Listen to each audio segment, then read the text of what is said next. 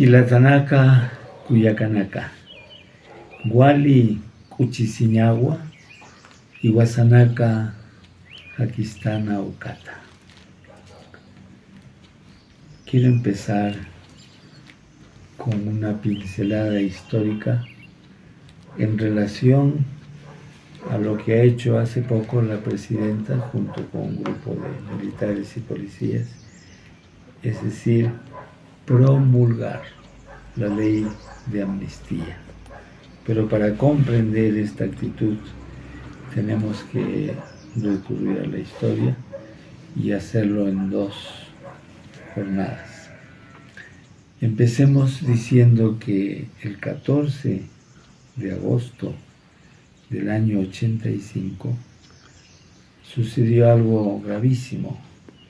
Una patrulla militar de 25 soldados llamada Lince 5 y dirigida por el subteniente Telmo Hurtado dijo que en Acomarca había una escuela de formación senderista. Acomarca, un lugar de campesinos, y apresaron a diversos tipos de personas de diversas edades, las metieron en unos cuartos, dispararon, tiraron dinamita y quemaron a la gente que estaba ahí en esos 3 cuartos. Murieron 69 personas humildes, entre ellas 23 niños. Violaron a algunas mujeres y, como digo, no se contentaron con matarlos, sino querían que sus cuerpos fueran incinerados. Y en esos días buscaron a algunos testigos que estaban por ahí también para matarlos. El ejército en el tiempo del terrorismo y también la policía cometieron diversas masacres. Otra, por ejemplo, fue en Cayara, donde murieron 88 personas. Huanta, Pucayaco, Barrios Altos, Acantuta. El grupo Colina hizo lo último, y un grupo formado por militares. Sendero Luminoso, por su parte, cometió también grandes crímenes, grandes masacres, como por ejemplo en Lucanas, mató también a 69 personas, en Soras, el año 84, a 117 personas. Y pasó el tiempo, y durante el gobierno de Fujimori hubo varias amnistías, varias leyes de amnistía. La más conocida es la del 14 de junio del 95. Él publicó la ley 26479, que decía así: se amnistía a militares, policías y civiles denunciados, investigados, procesados o condenados por hechos relacionados con ocasión de la lucha contra el terrorismo.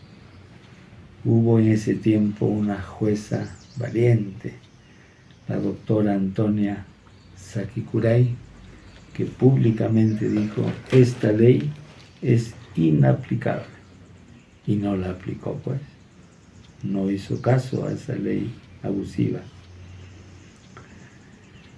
Diversas instituciones de derechos humanos, tanto nacionales como internacionales, hicieron ver de diversas maneras que esa ley lo que hacía era proteger a los criminales, uniformados en este caso, y promover la impunidad. Todo esto hay que recordarlo para poder entender lo que ahora está sucediendo. El 14 de marzo del 2001, la Corte Interamericana de Derechos Humanos dijo que esa ley 26479 carecía de efectos jurídicos, pues era incompatible con la Convención Americana. Ustedes dirán, pero ¿qué cosa es la Convención Americana? La Convención Americana o Pacto de San José es una institución a la que muchos estados se afilian para que, si no se arreglan las cosas en el país, se tenga que arreglar en una corte internacional. Y el Perú es miembro de ese Pacto de San José, de esa Convención Americana, desde el 27 de julio de 1978. ¿Y quién firmó ese decreto para pertenecer al Pacto de San José? Nada más y nada menos que el dictador Morales Bermúdez, un militar también, pero él firmó, él quiso, junto con toda la plana mayor, de que hubiera ese recurso, digamos, más allá del país, internacional. Además, al proclamar esa ley, el Perú como Estado estaba, diríamos, contraviniendo a la Corte Internacional de Derechos Humanos. Y el Perú aceptó la competencia de la Corte Internacional de Derechos Humanos el 21 de enero de 1981, cuando gobernaba Fernando Belaúnde. Y entonces, en marzo del 2001, la Corte Internacional de Derechos Humanos ordenó, jueces internacionales, ordenó que el Estado peruano investigara y sancionara a los culpables de aquellos crímenes sucedidos en torno al terrorismo. Fue el presidente Paniagua que recogió esa orden y la cumplió. Así estábamos. Pero ¿qué ha pasado últimamente? El Congreso actual, que está compuesto en gran parte por gente adicta al crimen, dio pues la ley 32.419 para que se diera una amnistía a policías, militares y también algunos civiles que estuvieron en la lucha, ¿no?, contrasubversiva. Pero fundamentalmente es una ley a favor de esos militares y de esos policías que, aprovechándose de su posición, mataron, violaron, quemaron e hicieron muchos destrozos en diversas poblaciones de la Sierra del Perú. Y la señora Boluarte, un mes después de que el Congreso dio la ley, ha promulgado esta ley el 13 de agosto del 2025, exactamente a los 40 años de la masacre de Acomarca, masacre llevada a cabo por un grupo de militares. Se rodeó de gente advenediza, se rodeó de algunos uniformados y ha contravenido la petición de la Corte Interamericana de que por favor no promulgara esa ley. A ella no le ha importado. Esto significa, o esto es, una prueba contundente de que el gobierno actual y el Congreso constituyen la repetición del autogolpe de Fujimori el 5 de abril del 92. Este golpe significó en el país, en el Perú, hacía tanto tiempo, un proceso de control del poder, meterse a todos los estamentos y a la vez de persecución de los adversarios políticos. Entonces, el intento de golpe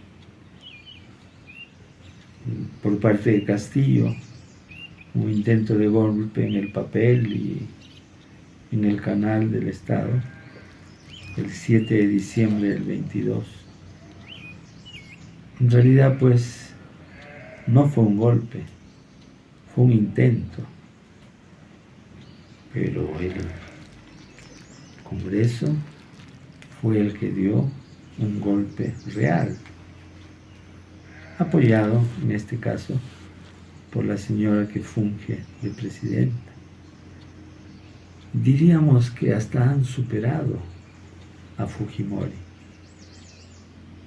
en el intento que lo están realizando de arrasar, de destruir la democracia de nuestro país. Se han dedicado a asaltar los estamentos del Estado, los poderes públicos y todas las instituciones. Y están lográndolo. Por eso es que hay instituciones internacionales que hablan del Perú no como un lugar de democracia, sino un país híbrido, más o menos. Y en este momento pienso en Isaías, capítulo 10, el profeta, que parece que hubiera escrito esos versículos mirando la realidad del país. Lo cierto es que la humanidad tiene esas tendencias a ser injusto, a dar leyes contrarias a las personas, a los pueblos, a burlarse de las viudas y de los huérfanos. Isaías dice así en el capítulo 10, versículos 1 y 2. Pobres de aquellos que dictan leyes injustas y con sus decretos organizan la opresión, que despojan de sus derechos a los pobres de mi país e impiden que se les haga justicia, que dejan sin nada a la viuda y se roban la herencia del huérfano. Esta ley de amnistía es una ley injusta, porque no toma en cuenta en ningún momento y en ningún sentido a los asesinados, a los heridos, a sus familiares que durante décadas están buscando los restos. Algunos se han encontrado, pero otros no, para poder darles una cristiana sepultura. No toma en cuenta a ellos y a ellas, solo toma en cuenta a los militares y policías que con esta ley ya no aparecen como victimarios, sino como víctimas. Todo se vuelve al revés porque está gobernando la impunidad, de lo cual hablaremos la próxima semana. Y con esto, amigas y amigos, con el afecto de siempre les digo, Hamu Semanakama, Hiki Sin Kama.